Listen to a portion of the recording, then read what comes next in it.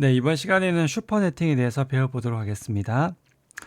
슈퍼네팅은 이제 서브네팅하고 반대입니다.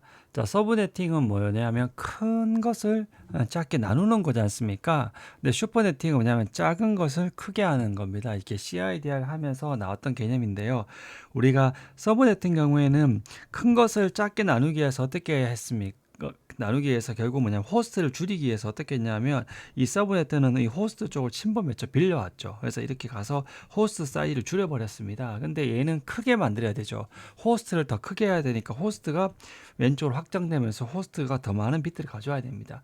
그래서 네트워크 영역에 원래 있던 것을 이렇게 침범해서 가져오게 됩니다. 그래서 서브넷은 호스트 수를 줄이게 해야 되니까 호스트를 줄여야 되니까 네트워크 쪽에서 호스트를 침범하는 거고, 얘는 더 크게 호스트를 사이즈를 더 크게 만들기 위해서 하는 거죠. 그래서 기존에 우리가 C 클래스 같은 경우는 우리가 256개 있다면 만약에 애매하게 한 500명의 호스트가 있다 이러면 C 두 개를 합치면 더 편하겠죠. 예, 이렇게 할 수도 있다는 겁니다. 할당된 것들을. 그래서 반대로 한다는 이 개념을 알아두시면 될 것 같습니다. 그래서 슈퍼네팅을 하는 목적은 앞에서 설명드렸듯이 IP 주소 할당의 효율성, 이렇게 C를 작은 걸 결합해서 할 수도 있고, 그리고 저희가 실제 뒤에 보면 라우팅 테이블을 최적화하기 위해서 굉장히 많이 사용합니다.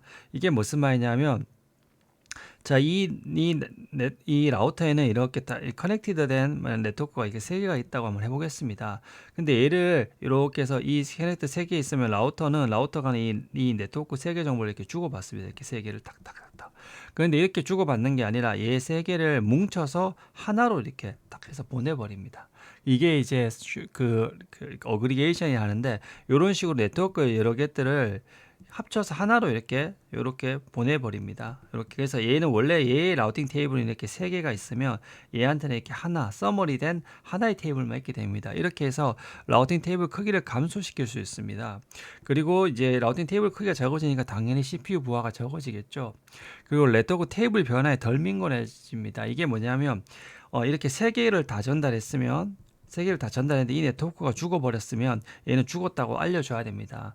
그래서 얘는 죽은 걸 또 지우게 되는 거죠. 근데 이 세 개를 짬뽕으로 해서 어디에이션 하나만 보내면 이 세 개 중에 하나가 죽더라도 얘는 아무 변화가 없습니다. 이 세 개 안에 포함된 세 개가 다 죽었을 때 얘가 야, 얘 죽었어, 너도 지워, 이런 말을 하게 되거든요. 이렇게 해서 이 테이블 변화에, 네트워크 변화에 좀 덜 민감해집니다. 그래서 네트워크 테이블 변화다보다는 이 네트워크 변화에 덜 민감해진다, 이렇게 이해하시면 될 것 같습니다.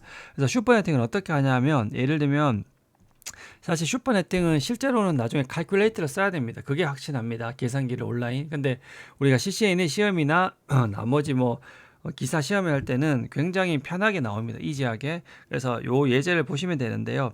만약 이렇게 C 클래스 하나, 둘, 셋, 넷, 다, 일곱, 여덟 개가 이렇게 나옵니다. 여덟 개가 나오면 어떻게 하냐면, 원래 원칙적으로는 어떻게 하냐면, 우리가 네트워크 하나의 네트워크가 이렇게 있으면 그 안에 호스트가 있으면 이 안에 네트워크 아이디는 뭐라 했죠? 이 서로 다른 네트워크를 구분하는 식별자죠. 그리고 하나의 네트워크 안에서는 이 네트워크 아이디는 동일하고 호스트 아이디만 다르지 않습니까? 그것을 이용합니다. 그래서 172, 16, 168 이걸 이진수로 다 풀이합니다. 근데 요거는 다 같기 때문에 사실 이진수로 풀이할 필요가 없습니다. 얘는 사실 이렇게 이진수로 번역할 필요, 왜냐하면 똑같기 때문에, 공통 부분이기 때문에 얘는 굳이 이렇게 안 하셔도 되고요. 요 부분만 해보는 겁니다. 168인 부분을. 그럼 168이란 것을 어떻게 하면, 168은 우리가 이진수에 이렇게 하나, 둘, 셋, 넷, 다, 일곱, 여덟 있으면 얘가 128, 그리고 얘가 64죠. 근데 요걸 이렇게 좀 더 펼쳐볼게 할게요. 자릿수에 따라서 얘가 128입니다. 근데 얘가 168이네요. 근데 얘가 64죠. 절반이니까. 근데 더해버리면 190이니까 넘어보니까 안 됩니다. 맞죠? 얘는 32니까 합치면 160. 오, 괜찮네요. 자, 이제 8이 더 필요하네요. 얘는 16이니까 160에 16 더하면 168 넘어가서 8을 더하면 이렇게 되네요. 그러면 어떻게 한다? 10, 요게 필요한 부분이 10, 100, 1 맞죠? 볼게요. 자, 1, 0, 요 쓰는 부분 1, 안 쓰는 부분 0, 1, 0, 0, 0. 자, 0을 하나 더 하면 되죠. 자, 이렇게 됐습니다. 결국 요 168은 이진수로 이렇게 표현되는 거죠. 그 다음 169는 뭐냐? 플러스 1이죠. 그럼 끝에 요거 1을 더해주면 되겠네요. 그럼 70은 얘에다 2를 더해주니까 10, 102니까. 그럼 얘는 11. 그 다음에 뭐 이렇게 들어가 버리면 실제적으로 이렇게 맞춰집니다. 그래서 시험 때는 굉장히 편합니다. 이게 8비트가 되면 무조건 이렇게 끝에 8개는 이렇게 맞춰주게 돼 있습니다. 예, 불기하에서 이렇게 해서 이 앞에까지 공통으로 딱 하게 돼 있습니다. 그래서 첫 번째 하나만 해놓으면 뒤에 거는 이렇게 대부분 무조건 앞자리가 0으로 떨어지기 시험에 나오게 돼 있습니다. 그래서 요거는 어떻게 합치냐면 실제적으로 보면 이 8개 네트워크를 다 합치게 된 거죠. 합치게 했을 때 네트워크는 어떻게 표현하냐면 공통 부분이 이렇게 네트워크가 그러면 8, 8 5개가 21개죠. 그래서 172, 16, 180, 168.0에 21로 합니다. 이게 이렇게 돼 있을 때 121까지는 이해되셨을 거고, 그러면 이 네트워크가 어떻게 되냐면, 자, 이 네트워크가 기존엔 이렇게 6개 이 네트워크가 이제 하나로 됐죠. 그럼 제일 앞번호가 172, 16에 168.0일 거고, 요거 이렇게 해서 어떻게 갑니까? 168에 25 다 쓰고 나면 다시 169에 0부터 25 이렇게 계속 가서 제일 끝에 175에 25까지 가게 되는 거죠. 그래서 첫 번째 번호가 0이라서 이렇게 되는 겁니다. 그래서 요거는 이렇게 이진수를 한번 풀어서 해봐야 됩니다. 그런데 하나만 해보고 나면 무조건 아마 이게 만약에 4개를 합치다면 첫 번째 게 요렇게까지 4개 2비트로 표현할 수 있는 이렇게 해서 끝에 0001 1010 이렇게 나오게 되어 있습니다. 그래서 사실 이런 것들 문제를 빨리 이제 시험 때 나오면 거의 형이 정형화 되어 있기 때문에 사실 이렇게 나오면 결론적으로 이게 제일 끝에 이렇게 딱 맞춰서 나와 주거든요. 이렇게. 예, 그래서 이렇게 나오면 첫 번째가 항상 그렇게 떨어지기 때문에 첫 번째 주소를 적어주고 이렇게 이게 8개니까 2에 3비트가 이렇게 네트워크 쪽으로 더 침범해야 되지 않습니까? 그래서 원래 24가 3을 빼서 21 그렇게 해서 요걸 똑같이 적어주고 3을 빼주면 바로 됩니다. 실제 시험 문제 푸시다 보면 원리가 그렇게 되어 있습니다. 그래서 만약 이게 2개를 합친다, 사실 이것도 원래대로면 이제 앞에 2개는 공통이니까 사실 이진수로 제가 안 해도 된다 했죠. 그래서 요 2개는 사실 두 바이트까지는 안 해도 됩니다. 그래서 요거 10을 하면 10은 8 더하기 2니까 2, 4, 8 이렇게 되고 11은 어때야 되죠? 여기서 1을 대죠. 이렇게 되죠.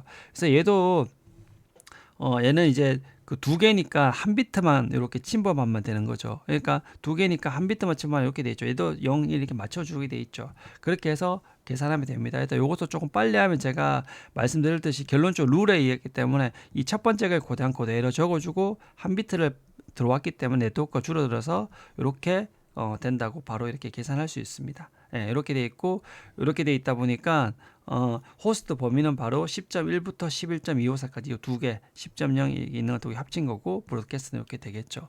그래서 이렇게 쉽게 서머리를 할 수 있다는 겁니다. 그래서 이렇게 서머리 된 거면 이렇게 됐구나 이렇게 알 수 있는 겁니다.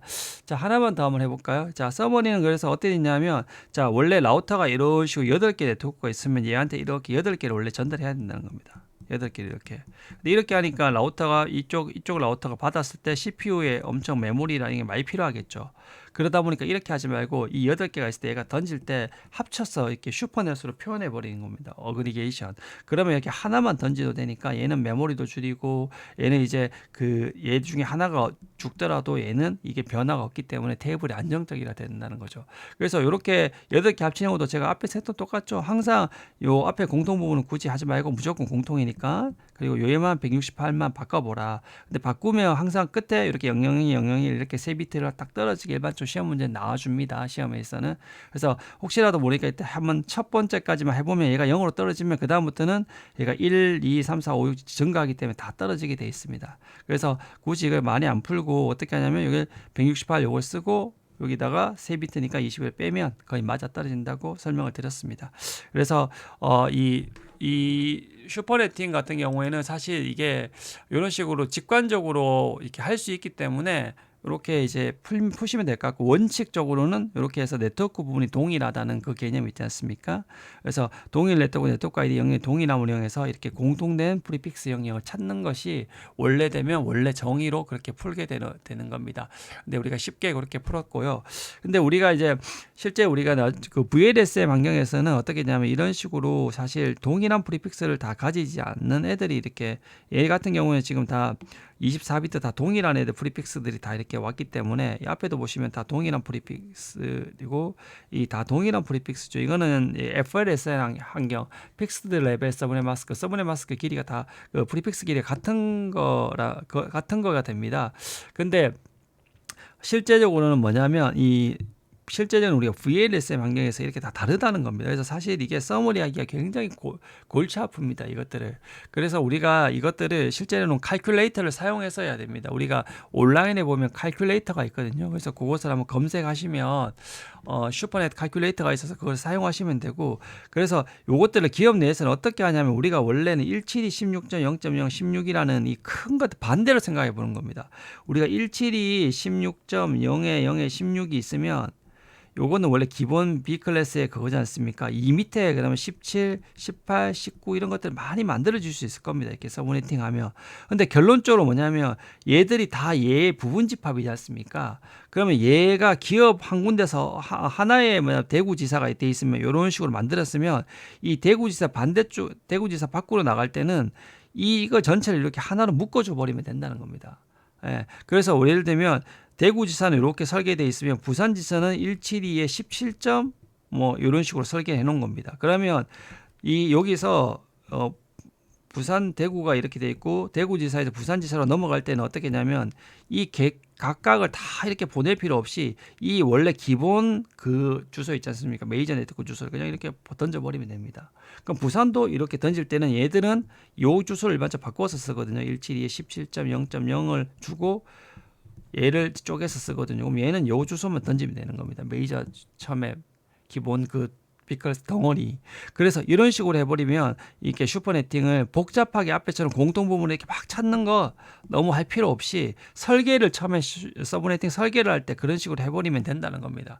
그래서 우리가 이게 설계를 할 때 이게 중요하다는 것을 제가 말씀드리고 싶었던 겁니다. 그래서 실제로 우리가 앞에는 굉장히 간단한 픽스드 레벨 FLSM 환경에서 시험 문제는 나올 수밖에 없습니다. 이런 VLSM에서 공통부 찾는 문제는 거의 나오지 않습니다. 근데 실제 우리가 실무에서는 이런 식으로 간단한 그 개념을 익혀 두시면 될 것 같습니다. 자, 이번 시간에는 이렇게 슈퍼네팅을 설명을 마치도록 하겠습니다. 수고하셨습니다.